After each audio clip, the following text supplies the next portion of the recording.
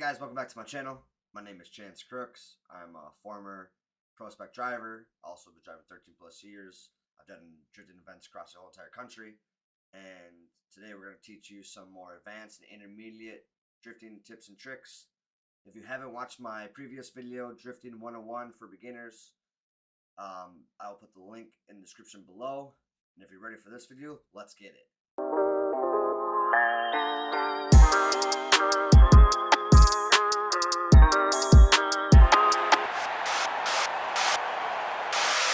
So the first thing we're going to work on today, guys, is e-brake initiation.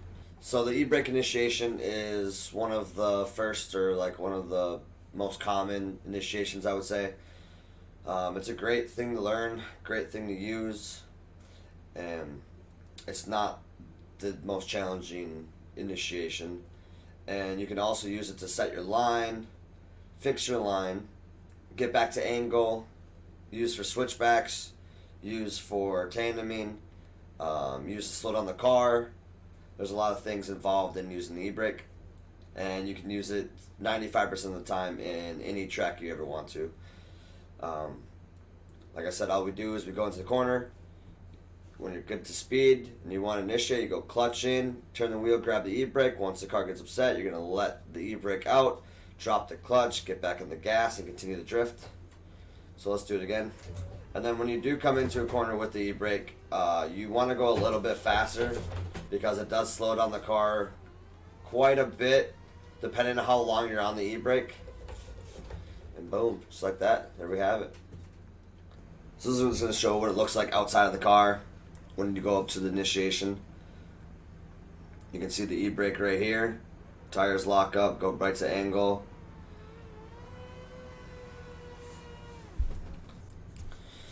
So the second drifting tip and trick today is going to be the switchback.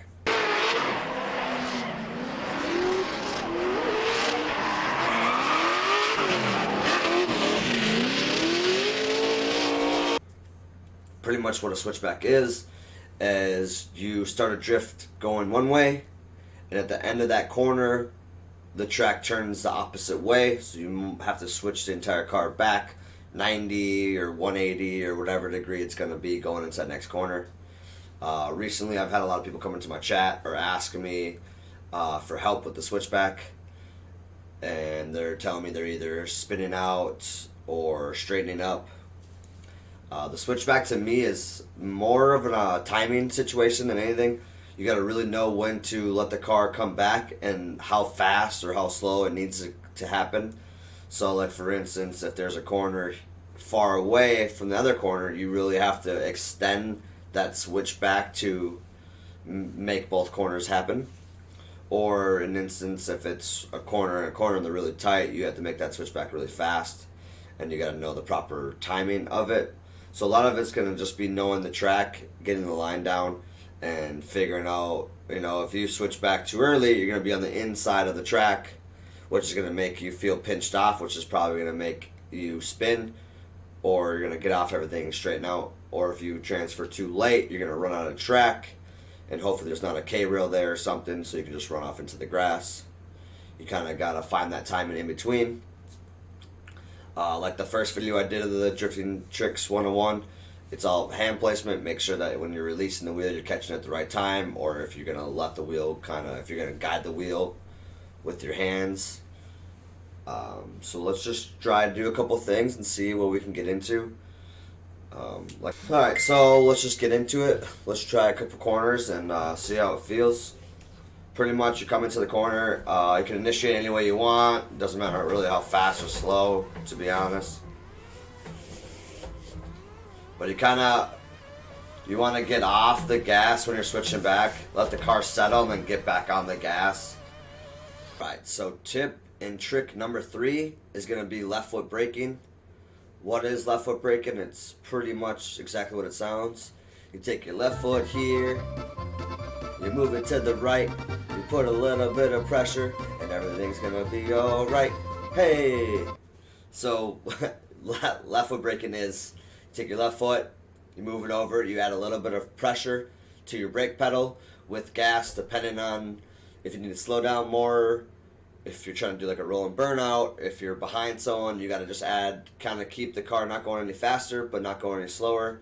It is a lot of pressure oriented to how much gas to brake you need or how much brake to gas you need. This one's a very good technique for controlling or fixing your line. Maybe you're a little bit outside. If you add a lot of left foot brake, it can bring your car inside to get maybe close to like an inside clip if you need to. Or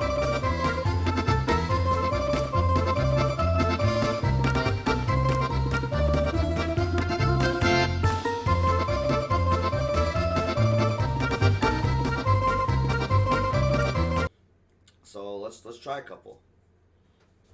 And this one is gonna be a lot harder to get used to. A lot of people don't have never switched their feet from their left to their right, and like I said, it's gonna take a while because you have to know the right amounts of brake to gas.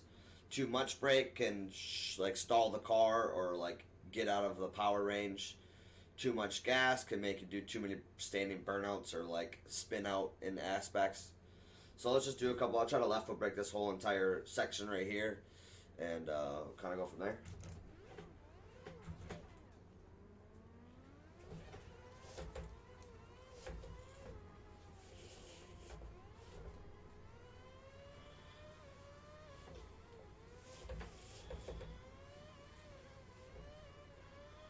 I think you can put, if I want to slow the car down more, I can. If you want to speed it up, you can.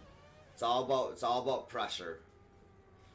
Let's see if I can show you guys an example of going a little too fast and maybe trying to correct the line.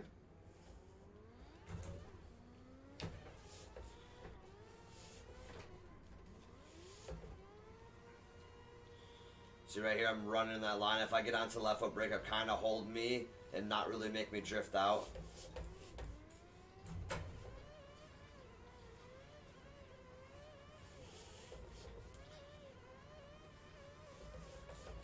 You can just left foot brake everywhere. I mean, you can literally just keep doing it and like changing the pressure. Like a lot of times it's going to be trying to change that pressure in your brake or gas and just kind of feeling it out. And eventually the left foot brake, the switchback will kind of be really normal. I'm drifting most of the time.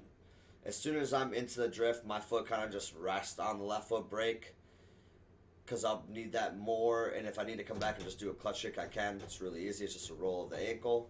Just bam. So you're just going to need to sit here, continue with the just testing pressures, testing limitations, and just kind of just keep working on it. Use it. You can use it by yourself. You can use it while tandeming if you're at that aspect right now, and you just got to keep practicing, keep practicing, keep practicing. It's what it comes down to. Happy Thanksgiving, everyone. Hope you enjoyed this video. If you would, give me that like and subscribe. It shows me that 75% of you guys watching these videos aren't subscribed. So if you would do me a solid, hit that subscription button. And I hope you guys learned from this video. We're going to be doing another video coming up about tandems, and it's going to be excellent. But I hope you guys have a great day. We'll see you next time. Peace.